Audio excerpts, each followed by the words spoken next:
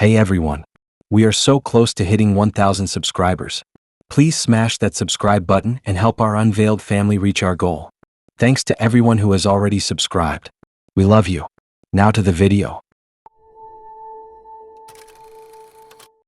I've had bad first dates before, but nothing prepared me for the moment a waiter said my name twice, like I'd accidentally cloned myself while walking through the door. I remember standing at the entrance of the restaurant, shaking rain off my jacket, already annoyed because I was late. The place was warm, loud, filled with couples laughing and plates crashing in the kitchen. I just wanted a normal night, nothing creepy, nothing dramatic. A waiter walked up to me with a little tablet in his hand and asked if I was here for the reservation under my name. I said yeah, and he nodded like everything was normal. Then he asked if I meant the first table or the second. I laughed at first because I thought he was joking. But he didn't laugh back. He pointed to the seating area and said both reservations were under the same full name. My name. Same spelling. Same time. Same number of guests. The waiter looked stressed like he was expecting me to explain the situation. I couldn't. I didn't even know what to say. I just told him to show me the first table. He walked me over to a booth near the window where a woman was already sitting, and the moment I saw her, I relaxed. It was definitely my date. Same face as her pictures, same style, same calm smile. She was wearing this beige coat and had her hair tied up loosely. She waved at me like everything was normal. I told myself the booking thing was just a mistake. Restaurants mess up all the time. Not a big deal. I was about to sit down when the waiter cleared his throat awkwardly and said they still needed to check the second reservation. I didn't care. I was already sliding into the booth, but he insisted, saying it was policy if two guests claimed the same name. I didn't even know that was a rule. We walked maybe 10 tables deeper into the restaurant, and when I saw the second woman, my stomach dropped so fast it felt like I missed a step even though I wasn't moving. It was her. Same face. Same features. Same eyes.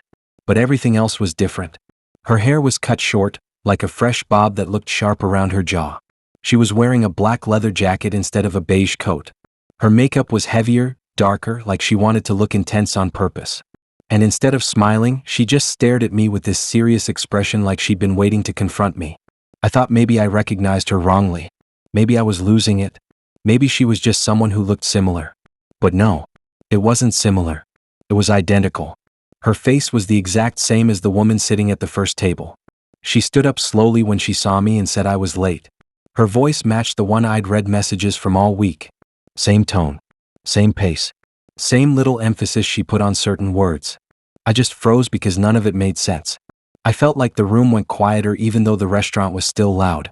The waiter looked between us like he wanted to walk away before things got weird. I told her, this second her, that my date was already at the first table. She frowned like I was gaslighting her and stepped closer.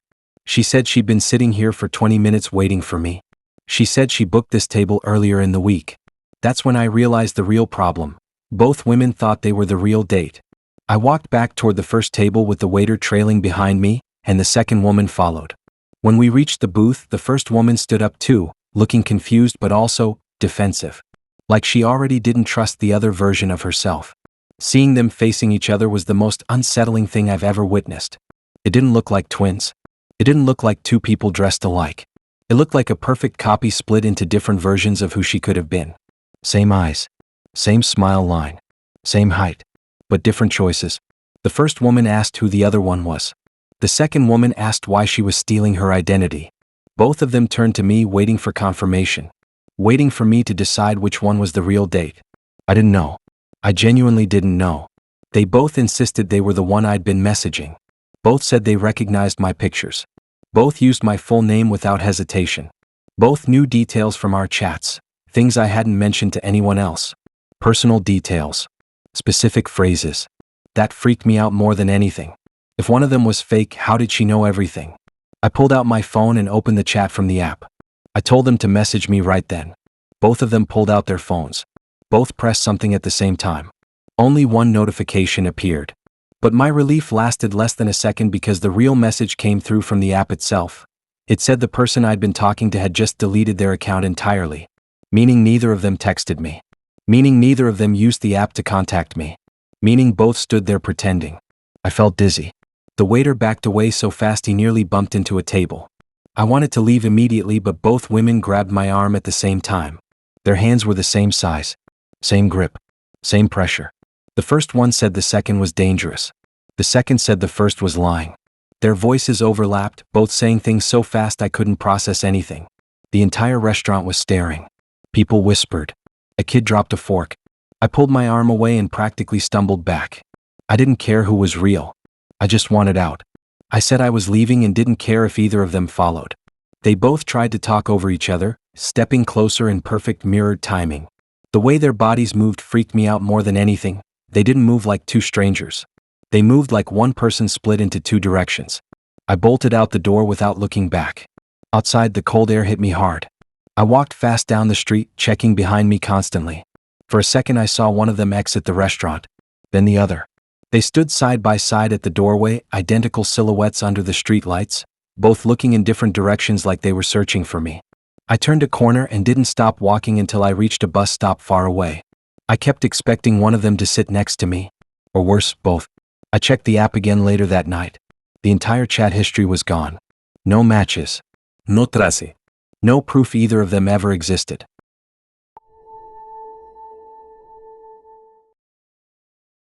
The whole date started off weird before I even sat down. I walked into this tiny cafe on the corner of the high street, expecting something calm and normal. The kind of place where people stir tea for too long and stare out the window pretending they're in a music video. I spotted him straight away because he wasn't sitting like everyone else. He was standing behind a chair, gripping the top of it with both hands like he was bracing for something. When he saw me, he smiled too quickly, waved me over, and then stepped aside so I could sit. I tried to ignore how stiff he looked. I thought maybe he was just nervous. First dates make people act strange. I sat down, took off my coat, put my bag next to me, all the usual stuff. He stayed standing for a bit, which felt awkward, but then he finally sat. For maybe 10 seconds. Then he stood up again. At first I didn't think anything of it because some people fidget or pace when they're anxious. But he didn't pace around the cafe. He paced in a tight half circle behind my chair. Slow, repetitive, like he was marking a boundary. Every few seconds he would stop right behind me, dead still, like he was listening for something I couldn't hear. I tried starting a normal conversation, my day, his day, whatever, but he kept giving short answers and then stepping away again. I turned around once to ask him if everything was okay, and that's when he froze completely. He pointed at the doorway so fast I jumped. His arm shot out, his finger straight toward the entrance. I looked over, expecting someone to walk in. No one walked in. The door didn't move. No footsteps. Nothing. He stayed pointing for a weirdly long time before dropping his arm and acting like he hadn't done anything. He walked back behind my chair and resumed pacing like that moment didn't exist. I didn't know whether to laugh or leave. I tried ignoring it. I focused on the menu. I asked if he wanted anything, hoping food would calm him down, but he barely glanced at it. He said he wasn't hungry. Then he crouched slightly, peering over my shoulder toward the window, squinting like he was checking if someone was outside watching us. I asked him if he knew someone here or if someone was supposed to meet him. He didn't answer. He just kept pacing again, shoes tapping the floor in this jittery rhythm. Other tables started looking over because the movement was impossible not to notice. Then it happened again. I turned slightly in my seat to get comfortable, and the second my head moved, he froze mid-step. He raised his hand and pointed sharply at the doorway again, this time with both hands, like he was signaling something urgent. I stared at him waiting for an explanation, but he didn't say anything. He didn't even blink. He just stared at the door so intensely that my throat tightened with anxiety. The door stayed empty. When he finally lowered his hands, he whispered something under his breath, but I couldn't catch it. He sat down again, but this time he leaned forward, elbows on the table, looking right past me instead of at me. Like something over my shoulder needed more attention than the person he was on a date with. I asked if he wanted to leave. He shook his head instantly. Too fast. Then he stood up again and paced with even sharper movements. He kept glancing at the entrance, then at the back of the cafe, then at the windows, repeating the pattern like he was tracking invisible things moving around us. At that point, I wasn't scared of him hurting me or anything. I was scared because he looked scared, and nothing in the room explained it. There was nothing happening. No one suspicious. No one staring. Just normal people having coffee. Then he suddenly stopped pacing and stepped right beside me, leaning down slightly like he was about to tell me a secret. His breath was shaky. His eyes were wide in this panicked but controlled way, like he was trying not to freak me out. He said we couldn't stay long because the watchers were starting to recognize me. Just like that. No explanation. No context. He said it like it was something I should already understand. My body went stiff. My brain didn't know how to respond. The watchers? Recognize me? Recognize me from where? I tried to laugh it off, thinking he meant people from his work or some joke I wasn't getting. But he shook his head hard. He said it wasn't safe. He said they were already looking for signs. He said they study movement patterns and pick up on changes. And apparently, me turning my head twice in the cafe was enough to catch their attention. I didn't move. I didn't know if leaving was a good idea or a bad one at that point. He kept scanning the room like people were hiding in plain sight. Every time a stranger looked in our direction just by coincidence, he tensed up. He whispered that we needed to leave before the doorway lit up. I asked him what that even meant. He didn't answer. He just grabbed his bag, told me to follow him, and started walking quickly toward the exit without checking if I agreed. People watched him leave because he moved with so much intention it made the whole cafe go silent for a moment. I got up slowly, heart pounding, trying to decide whether to follow him or just go home and block him forever. But he kept glancing back at me from the entrance, eyes filled with panic, like if I didn't leave with him right now something awful would happen. For some reason I followed, but I kept distance. The second we stepped outside, he rushed ahead. He didn't look both ways crossing the street.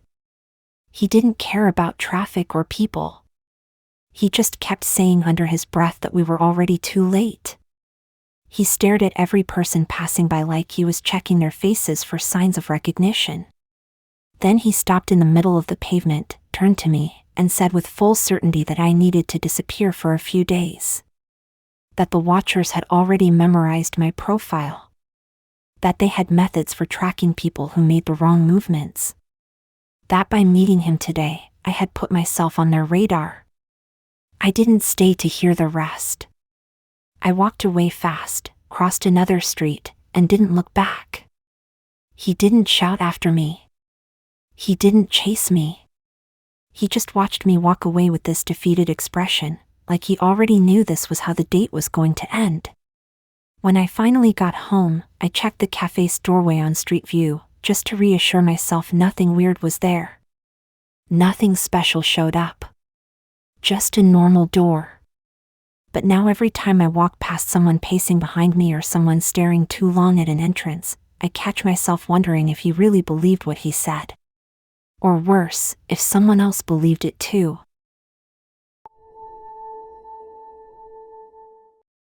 The weirdest part is that the date didn't start strange at all. It actually started kind of boring, which is usually a good sign because boring means normal, predictable, safe. We met at this little coffee place that wasn't loud or packed, just calm enough that the music blended into the background. She looked exactly like her pictures, maybe a bit more tired but still normal. We got drinks, sat down, and started talking about random things like family, plans, boring work stuff. Nothing deep. Then, out of nowhere, she asked me what my blood type was. She said it like she was asking my favorite color. No build-up, no reason. Just straight in. I laughed because I genuinely thought she was joking or trying to make some weird icebreaker moment. But she didn't smile back. She didn't laugh.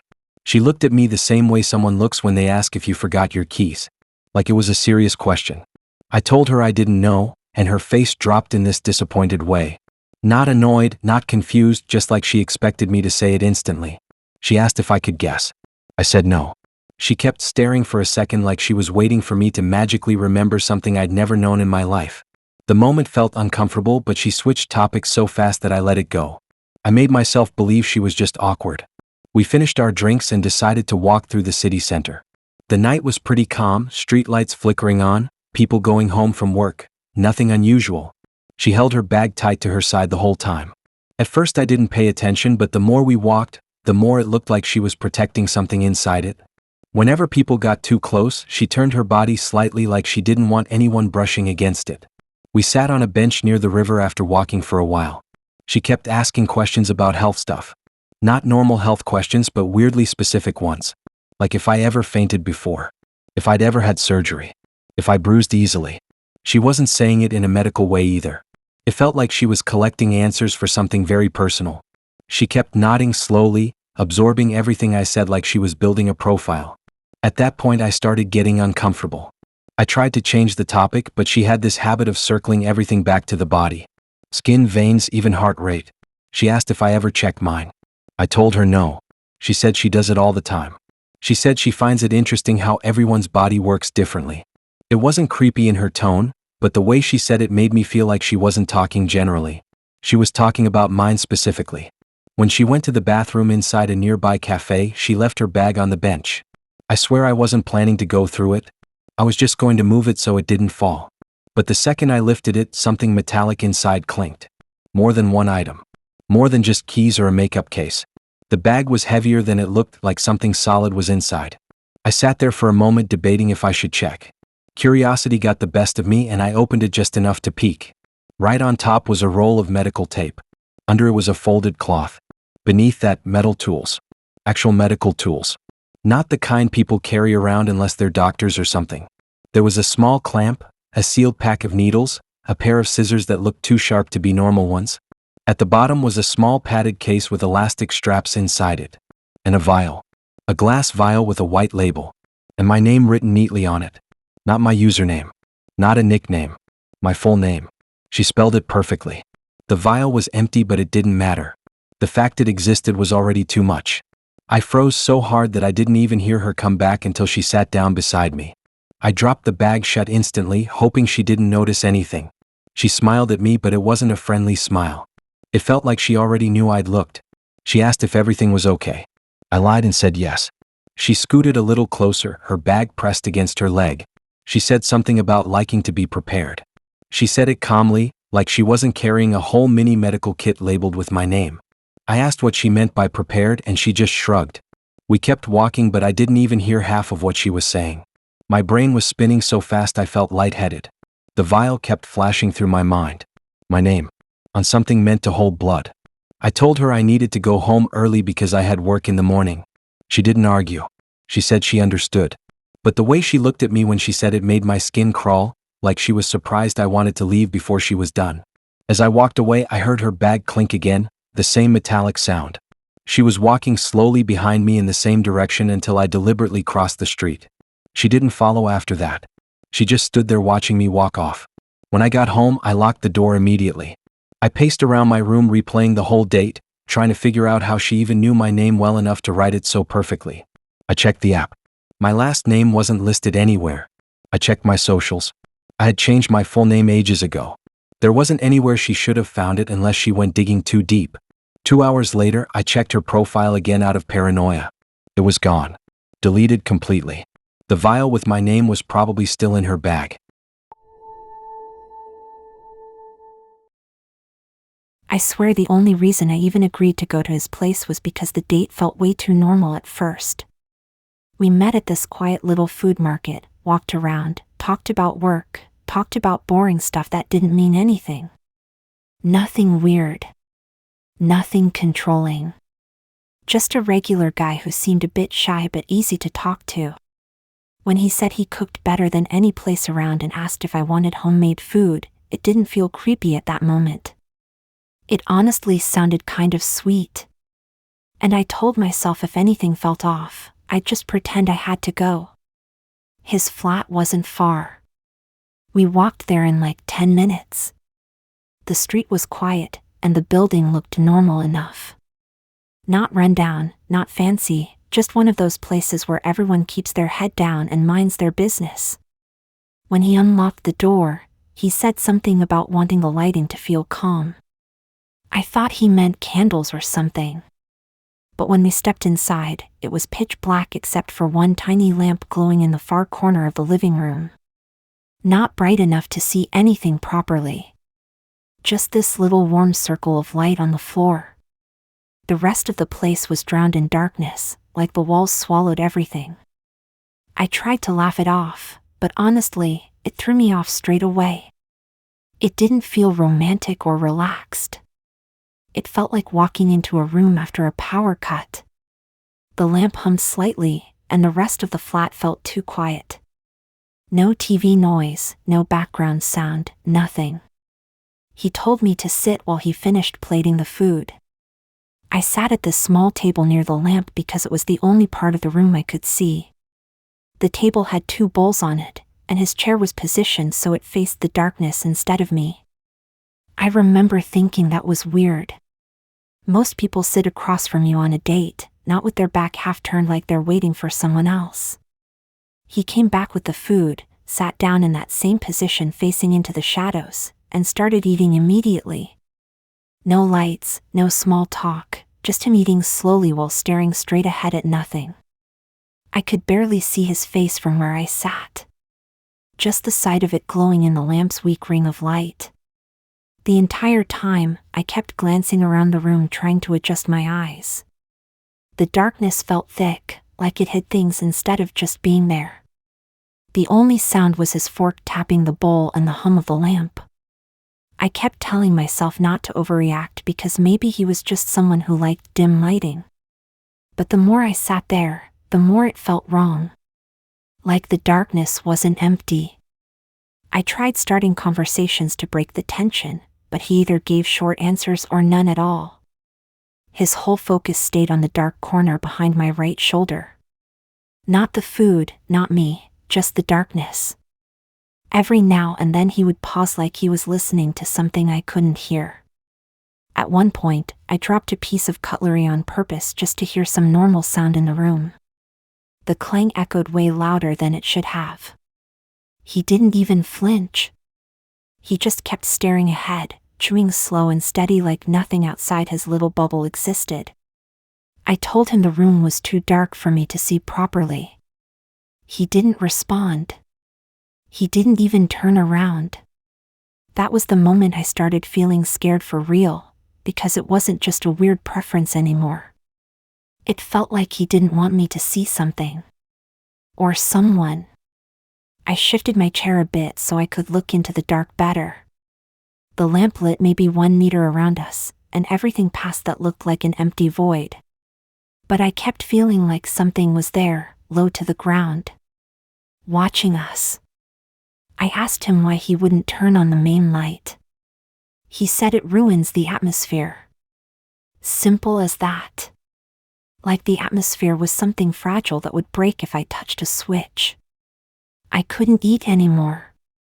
The food tasted fine, but my stomach felt tight. My hands kept shaking slightly. He finished his bowl fast, then set it down slowly without breaking his gaze into the shadows behind him.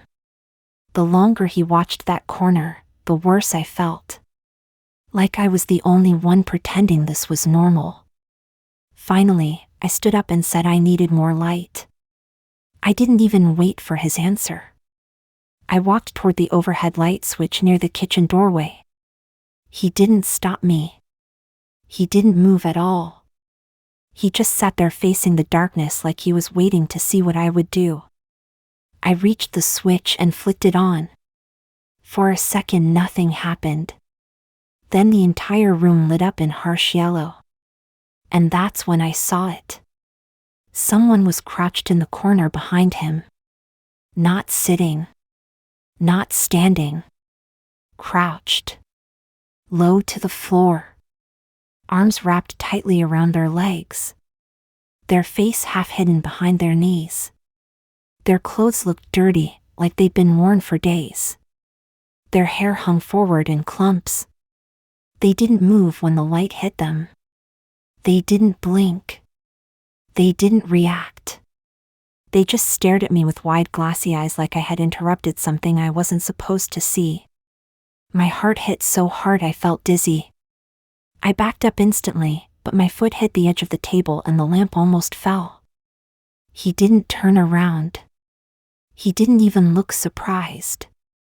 He just sighed, annoyed, like I had ruined the whole moment by turning the light on. The crouched figures slowly lifted their head, but their bodies stayed folded up tight in the same position. They didn't look at him. They looked only at me.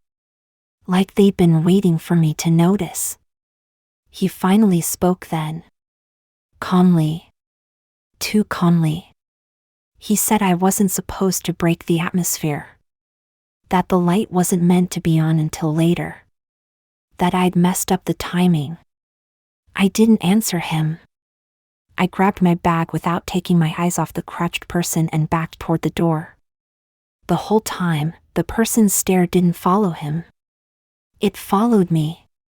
He didn't move to stop me. He didn't chase me. He just watched me go with this disappointed look like I'd ruined his plans.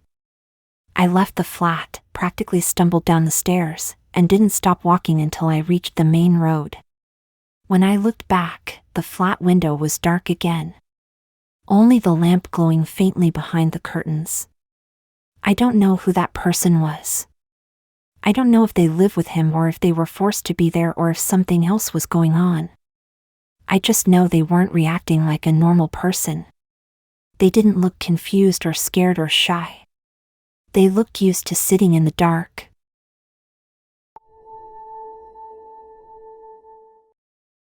I wasn't even supposed to go out that night. I'd planned a quiet one, just me in my room and some random videos until I knocked out. But she messaged me last minute asking if I wanted to grab a drink. Something about the way she typed made it sound chill, like she wasn't trying too hard. I said yes without thinking too much because I'd had a boring week and needed something to distract me. The second I got to the place, something already felt strange. She was sitting outside at one of those metal tables with candles that never stay lit. She wasn't scrolling her phone or looking around or anything. She was sitting perfectly still, like she had been waiting for me to walk up at that exact moment. When she looked up at me, she smiled in this way that made me pause, like she was reacting to something that already happened, not something happening right now. She started talking straight away. I thought she was doing that nervous rambling thing people do on first dates, but she wasn't rambling. She was describing the date. Not what she hoped it would be. Not some joke about how people usually meet up. She was saying it like she was spoiling a movie. She said we'd sit down, I'd order something cold, she'd get something warm, and then she'd laugh at something behind me even though nothing would be there. She said I'd look confused and I wouldn't admit it. I kind of brushed it off and sat down because I thought she was being quirky or trying to break the ice. But the waiter came over 2 minutes later and I ordered a cold drink without thinking about it. She ordered tea. And then she glanced behind me and laughed exactly the way she said she would. It wasn't even forced. It was like she'd rehearsed it and hit the timing perfectly.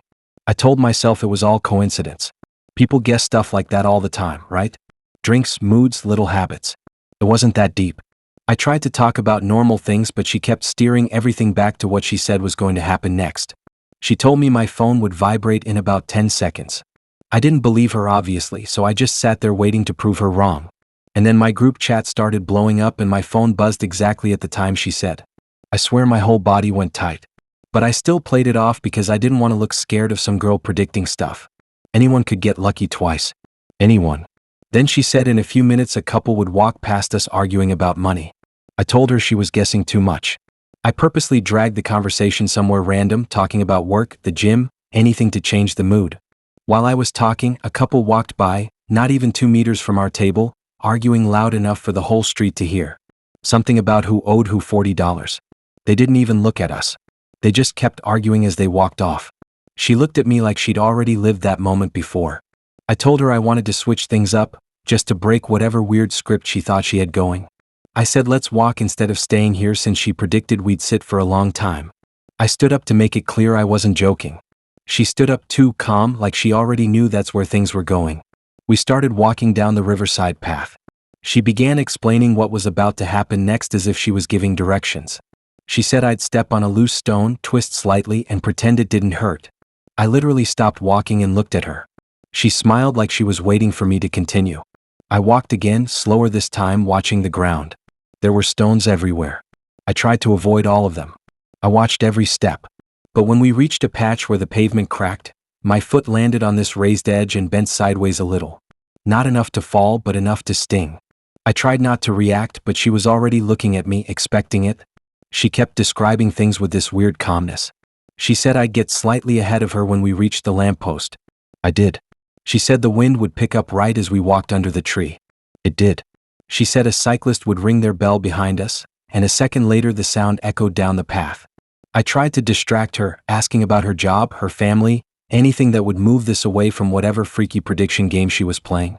She answered normally, then went straight back to telling me what I'd do next. It wasn't playful. It wasn't flirty. It was like she was reciting something she had read from a book I didn't know existed. At one point I purposely did the opposite of what she said.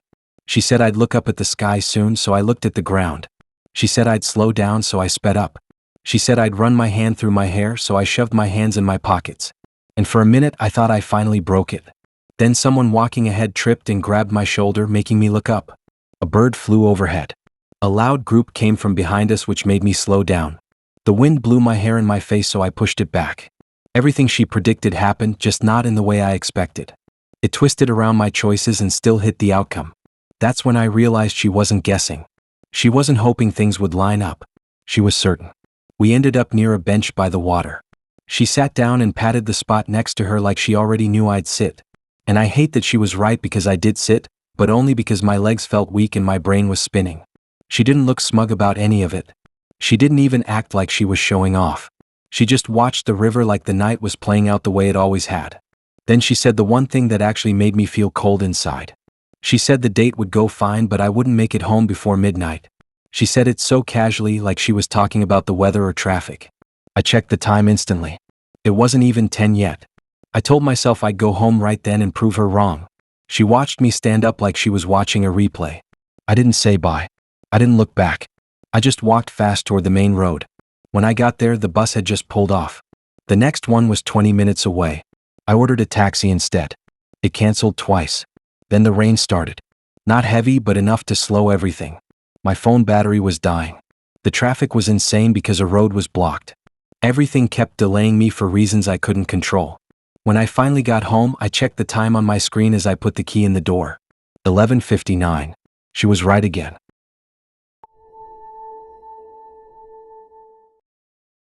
The whole reason I even went on this date was because I wanted something normal after weeks of weird matches and even weirder conversations.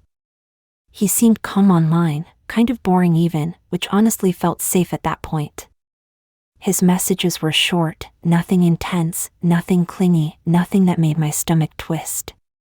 When he suggested dinner at a small Italian place near the river, I said yes because it felt low effort and peaceful. I didn't think twice about it. I got there a little early because I hate walking into places with everyone staring at me. The restaurant had this warm yellow lighting, and the smell of garlic and bread drifted out every time someone opened the door. It wasn't fancy, but it had that old school vibe where you expect to hear plates clacking and soft music in the background. It felt like the kind of place people come to so they don't have to think too hard. I liked that. He walked in right on time. That alone surprised me because most guys on these apps show up late or make excuses. He looked exactly like his pictures, but a little more tired, like he hadn't slept properly. Still, he smiled and sat down, and it didn't feel awkward. We ordered drinks and pasta, and everything felt normal. Like, painfully normal. I almost relaxed. About halfway through the meal, he leaned forward a bit and asked me questions about my day, and I remember thinking he seemed polite but distant, like he wasn't fully there. The way he listened felt off, like he was focusing on details I didn't even think mattered. Still, nothing creepy enough to make me stand up and leave. Then the door opened again. Not in the usual way, but in that heavy way where you can tell someone pushed it harder than they meant to. I looked over and saw 2 officers walk in. They weren't running or shouting, They walked slowly like they didn't want to make a scene. One of them scanned the room, and his eyes locked onto our table.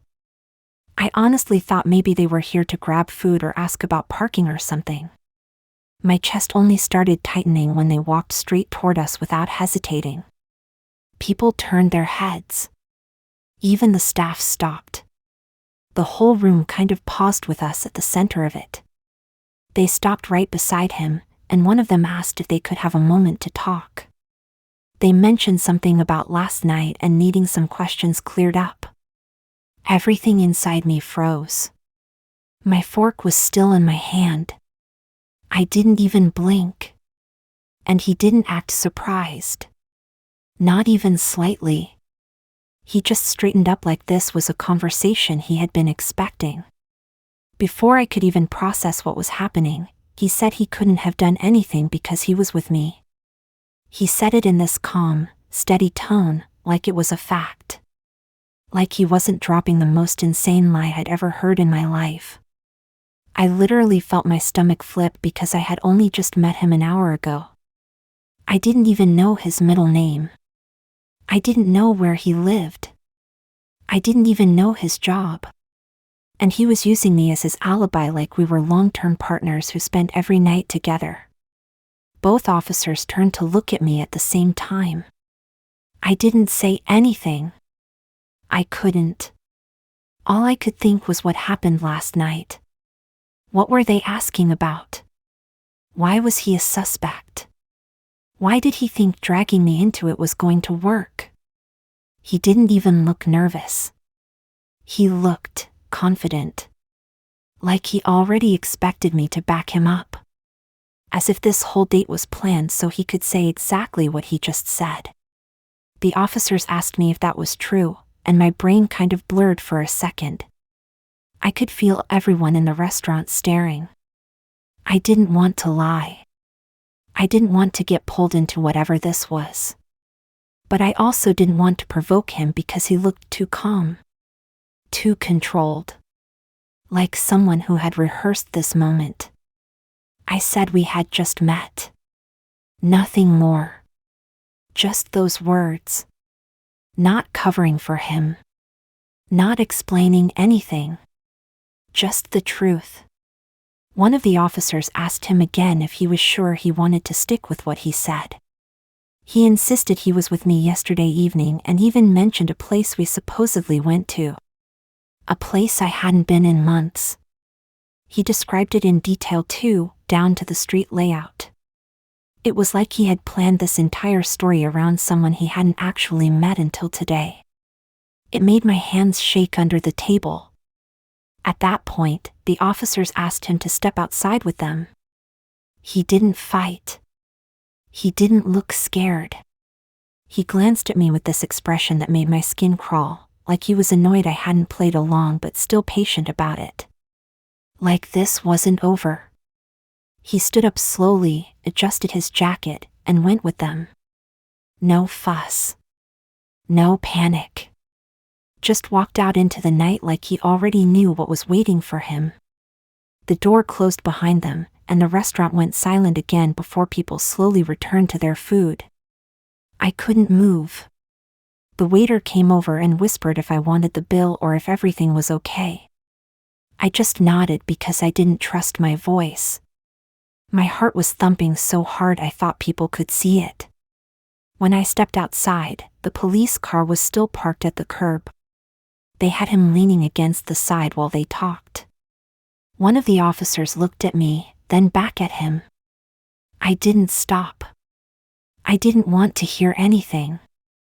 I walked straight past them like I wasn't even part of the situation. But when I reached the end of the road, I heard him laugh softly. Not loud enough for everyone. Just loud enough for me to hear as I passed under the streetlight. I didn't look back, but I knew he was staring at me. The laugh wasn't like he found anything funny. It was like he was amused I didn't play along, but he wasn't bothered. Like this whole thing was just a warm-up for something else. By the time I got home, my phone had a notification from the app we matched on. A new message from him. I opened it with this sinking feeling. He had typed one line. Next time, we should practice the story first. I blocked him instantly. Deleted the app. Closed every curtain in my house.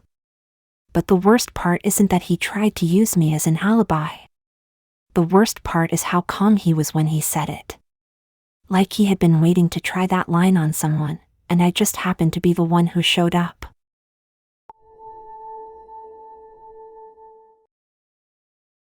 I guess the only way to explain this is by starting with how normal the day felt. I didn't wake up with any weird vibe. Nothing bad happened at work. Nothing strange on the way there. Just a regular day where I was actually kind of bored and looking forward to this first date. I'd been talking to her for a week and she came across calm, a little awkward, but nothing that made me think anything was off. She chose a quiet cafe near the station because she said she didn't like crowds. I thought that was normal. I even got there early to not make it awkward. The first weird sign should have been the way she walked in. Not because she looked odd or anything, but because she came in clutching this huge folder to her chest like she was carrying exam results or something she didn't want anyone else touching. It was thick like the type lawyers carry around. And it had this plastic tab on the front. At first I didn't think much of it because some people bring weird stuff to dates. Maybe she had coursework or whatever. But when she sat down, she placed it on the table really gently, like it mattered more than the whole conversation. And that's when I saw it. My name. My full name. First, middle, last. All printed neatly on the tab as if I'd been assigned to her like a project. I literally froze for a second because I was trying to think of how she even got my middle name. I hadn't told her. It wasn't on my socials. I didn't have it on anything public. She didn't even act weird about it. She just pushed the folder slightly toward me like she was proud of it. I didn't open it at first. I didn't want to. I kind of laughed under my breath like maybe she mixed it up, maybe it was some random coincidence, maybe she was doing some art thing and used my name for a title. But no. She kept talking so casually like we were just settling into a normal date, while the folder with my whole identity written on it sat between us like a trap. I finally opened it because I couldn't pretend I wasn't curious. The first page nearly made me drop the whole thing. It was a CCTV screenshot of me at work. Me in my uniform standing at the entrance of the building. The timestamp was clear. The angle was from the corner camera. I stared at it, waiting for some explanation to click in my head. Maybe she worked in the building. Maybe she had some legit reason. Before I could even process that, I turned the page. Another screenshot. This time at my gym. It was me walking past the front desk, holding my water bottle, wearing my hoodie. Same grainy camera quality. Same timestamp printed in the corner. I flipped another page. Another one. Me getting out of my car outside my house. A wide shot from across the road. Then another page. Me walking into my local shop. Another page. Me taking the bins out one evening. I didn't even remember that moment until I saw the picture. That's what freaked me out the most. She had stuff I didn't even remember happening. She said she'd been documenting me for months. Just straight up said it like she was updating a diary. She said it in this calm voice like it was a normal hobby. She talked about patterns she noticed. Times she said I always left my house. Times she said I always came back. She knew the days I hit the gym. She knew which days I finished work late. She said she found my routines interesting. I flipped one more page and that's when I properly stopped breathing. The next photo wasn't from a street. It wasn't from a shop. It wasn't from anywhere public. It was an angle looking directly into my bedroom window. The lights were on in the shot. I was sitting at the edge of my bed tying my shoes. I didn't even know anyone could see through the gap. I always thought the curtains covered most of it. But there I was, completely unaware someone was watching from outside. The angle was low, like someone crouched behind the bins across the street. The timestamp was from 2 months before. My hands were shaking but I kept flipping because I needed to know how far this went. Every page was me. Me at places I didn't even think about. Me in moments I never thought anyone else saw. It wasn't messy or random. Everything was organized. Sorted by date, time, location. Like she'd been doing homework on me. At one point there were notes about my habits. Things I didn't know were noticeable. Times I usually got out of bed. Times I left my lights on. She even wrote down what days my neighbor visited. I wanted to walk out. I really did. But I stayed stuck there because I didn't know how she would react if I suddenly moved. She was smiling in this way that didn't match anything she had shown online. She looked proud, like all this was her way of showing she cared. She was saying stuff about how she felt connected to me already because she'd watched me for so long. How meeting officially was just the next step. She kept calling it documenting like she was some researcher. Not once did she act like this was wrong.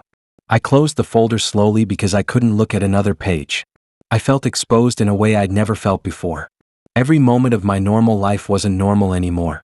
Every quiet morning, every late night, every time I thought I was alone, she had been there somewhere. Watching, recording, saving it into her folder. She said she didn't want to overwhelm me by giving it to me on the first date, but she thought it would help me understand how serious she was. She said she didn't want to waste time with small talk when she already knew who I was. At one point she mentioned how she first found me by accident. Something about walking past my gym and seeing me through the window. Something about how she thought I looked like someone she had dreamed about before. That part made my stomach twist. She said she wanted to learn everything about me so that when we finally met, nothing would feel awkward. I didn't want to ask questions because I didn't want to hear the answers. I was only thinking about how to leave without making her follow me. I told her I needed to use the toilet and she didn't question it. She just nodded like she expected me to come back. I took the folder with me because I didn't want it in her hands anymore. I didn't want her walking around with my entire life printed out. I left through the back exit of the cafe. I didn't even check if she saw. I just walked until the folder felt too heavy to hold. When I got far enough, I dumped it in a bin behind a shop and kept walking. I blocked her the second I got home, but the whole night I kept thinking she probably still had copies. The folder didn't feel like the only one. She didn't seem like someone who would rely on just one. For weeks after, I kept checking my windows, my curtains, my street. Every time I went outside, I felt like someone was pointing a camera at me even if no one was there. I still don't know how she got some of those shots. I don't know how long she stood outside my house without me noticing. I don't know if she stopped after that day. I just know she watched me long before I ever met her, and I don't think she stopped just because I blocked her.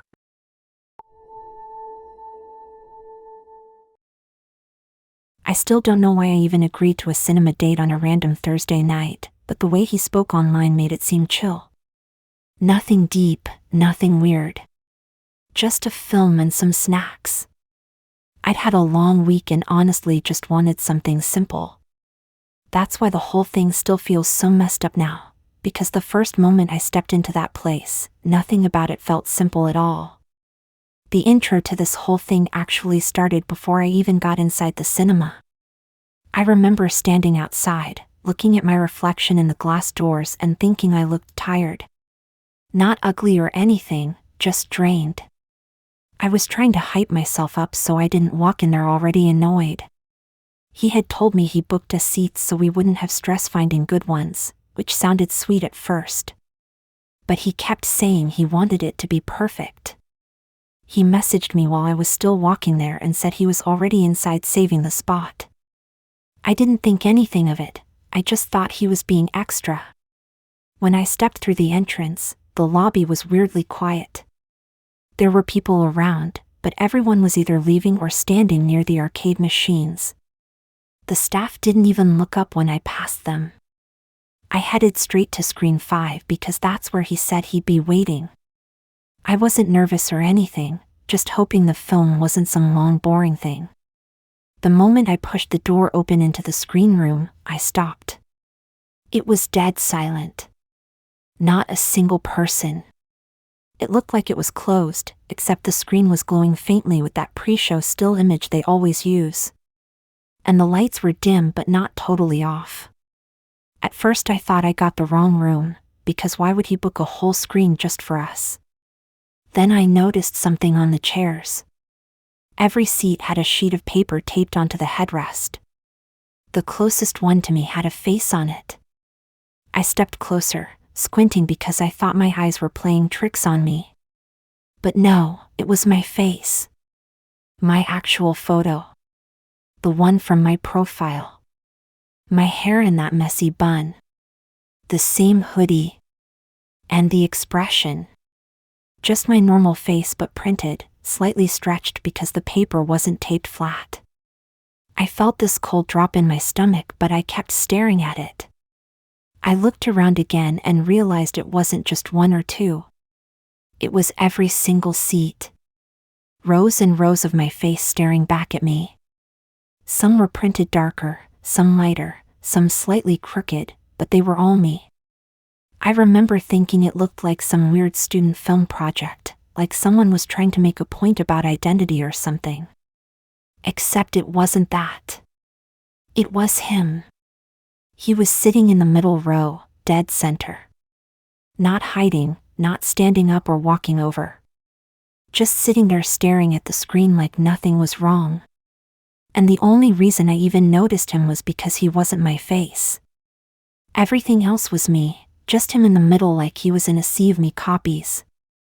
I walked down the steps slowly. My throat felt tight, but I didn't want to look scared, because once you look scared around someone like that, it's over. I sat a few seats away from him, not next to him. I pretended I didn't notice the photos. I pretended the whole thing was normal. Inside, I was freaking out. I was trying to figure out how he got that many prints.